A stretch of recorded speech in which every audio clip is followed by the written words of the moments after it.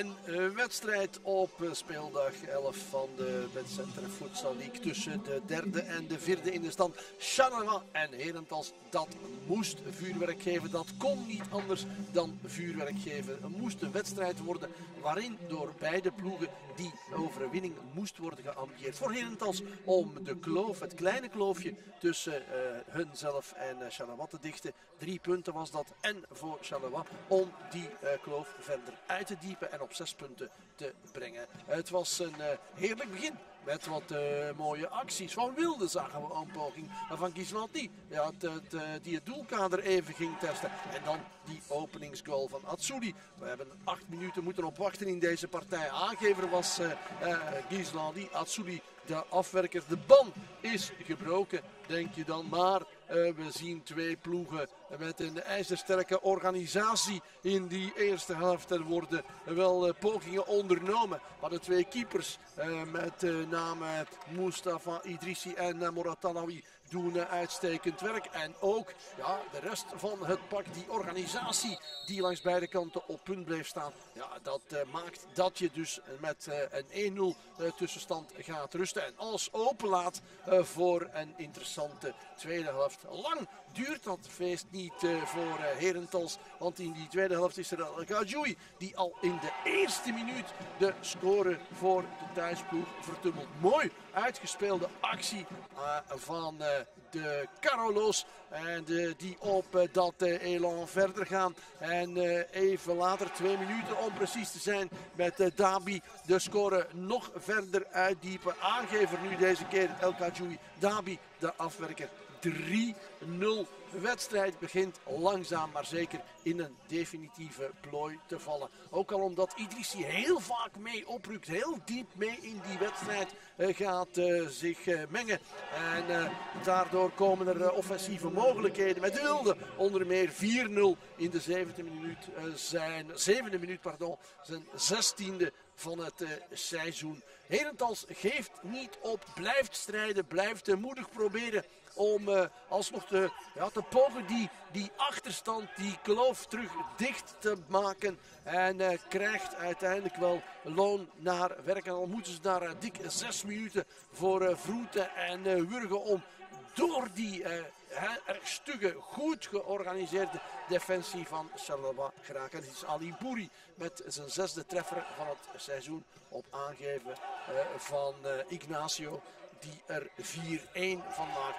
En dan is het alles of niks spelen, hè, met wat powerplay proberen om alsnog langs zij te kunnen komen. En dat geeft dan countermogelijkheden voor de thuisploeg met eerste Atsouli op aangeven van Gislanti. En even later de jonge Arno van den Berg voor de 5 en de 6-1. En in diezelfde 18e minuut zal het Marvin Gislanti toch een van de uitblinkers in deze wedstrijd zijn die de eindstand op het bord prikt. 7-1, zware cijfers voor de Herentalsenaars. Misschien een beetje te zwaar op basis van de wedstrijd. Maar goed, ja, kijk, als je de risico's neemt, dan weet je dat je tegen de lamp kan lopen. En dat is wat er gebeurd is. 7-1, we luisteren naar een tevreden coach van Charleroi.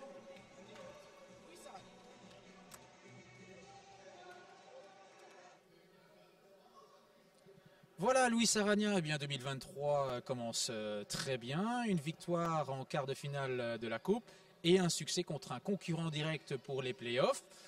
Que dire de plus? Oui, on ne peut pas demander de plus, c'est vrai. Bien sûr qu'on ne doit pas se contenter, on ne doit pas se satisfaire de ce qu'on a. Les joueurs, ils ont le mérite de devoir faire leur boulot. On savait bien qu'en cas de défaite ici aujourd'hui, ça allait être un peu chaud pour nous. Pourquoi? Parce qu'ils allaient coller. Il y a des équipes derrière et qui les placent, ils sont chers. Alors il fallait vraiment assurer, il fallait vraiment être dedans pour venir chercher justement cette victoire. Alors comment vous analysez le match d'aujourd'hui? On a senti Charleroi solide de bout en bout, peut-être pas un grand spectacle, mais vraiment beaucoup de solidarité et défensivement vraiment très très costaud. Ça oui. Malheureusement, on a dû sortir un tout petit peu de notre match parce qu'on a fait trop de fautes au début. Et ça nous a enlevé un tout petit peu notre caractéristique de presser, vraiment presser, d'être vite vers le ballon. Et ça nous a mis un tout petit peu en retrait. Mais physiquement et tactiquement, ils ont bien travaillé. On a resté 9 minutes avec 5 fautes. Et on n'a pas concédé la sixième. On n'a pas donné la sixième. Et ça, c'est important. C'est important pour le collectif, c'est important pour le groupe. Et on n'a pas su développer techniquement le jeu au premier mi-temps. Mais dès que le deuxième but il est rentré au deuxième mi-temps, on s'est lâché plus et on était plus tranquille dans le match contre une bonne équipe, contre une excellente équipe qui nous a causé énormément de problèmes et il nous a forcé vraiment d'être justement solidaires en défense et d'être dedans tout le temps, quoi. Malgré ça, on sent quand même du côté des Runtals, la blessure de Dahmani a fait beaucoup de mal. Oui. C'est un joueur qui nous a causé beaucoup de problèmes au premier tour. Et il est rapide, il frappe bien. On ne souhaite jamais ça pour personne. Une blessure pour aucun athlète.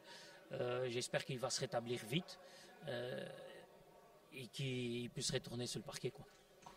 Alors d'un point de vue purement mathématique, ce soir c'est vraiment la toute bonne opération. Ce soir, Runtals est à 6 points. Et Mike qui a perdu à Celt, ça fait 7 points d'avance. Donc vous vous installez bien confortablement sur ce podium pour le moment. Le résultat de Mike je ne savais pas encore. Voilà, ils ont perdu à Celt. Et oui, pour nous c'était excellent. C'est excellent. On savait qu'on avait besoin de cette victoire. On va chercher de le faire mieux, de jouer à chaque match, d'essayer de donner un peu plus à chaque match. Et le groupe, il a compris ça. Le groupe, il est là, il est solidaire, il a envie de réussir. Ils ont le mérite. Ils ont le mérite. Mon travail ici, c'est vraiment ne pas déranger leur talent. C'est vraiment de le cadrer un tout petit peu, ne pas déranger leur talent. Et ça, ils ont compris. Ils sont en train de bien chercher. Mais justement, il ne faut pas avoir la sensation d'avoir le ventre rempli, parce que le ventre, il n'est pas rempli. Et il y a beaucoup de matchs encore et on ne doit pas dormir, quoi. Enfin, dernière question, la semaine prochaine, il y a le choc entre Anderlecht et l'Antwerp, le premier contre le deuxième. À votre avis, est-ce que l'Antwerp est capable d'aller chercher quelque chose du côté de Roosdal? Écoute, on sait tous que pour les accrocher, vraiment, il faut un match presque parfait. On le sait. Mais l'équipe d'Anvers, elle est là. C'est une très forte équipe. Ils sont deuxième de championnat. Ils ont déjà fait un nul. Ils ont déjà enlevé 2 points d'Anderlecht au premier tour. Ils doivent croire. Si on rentre sur le terrain avec l'idée que ça va être impossible, c'est mieux de ne pas rentrer. Alors, moi, je pense que tout est possible. C'est le football, c'est le futsal. Tout est possible, quoi. Voilà. Merci pour le message d'encouragement à vos rivaux quand même, hein. Bonne année encore. Bonne année et je souhaite le meilleur, beaucoup de santé à vous tous et que tout se passe bien. C'est le plus important. Merci Luis Aragna. Merci.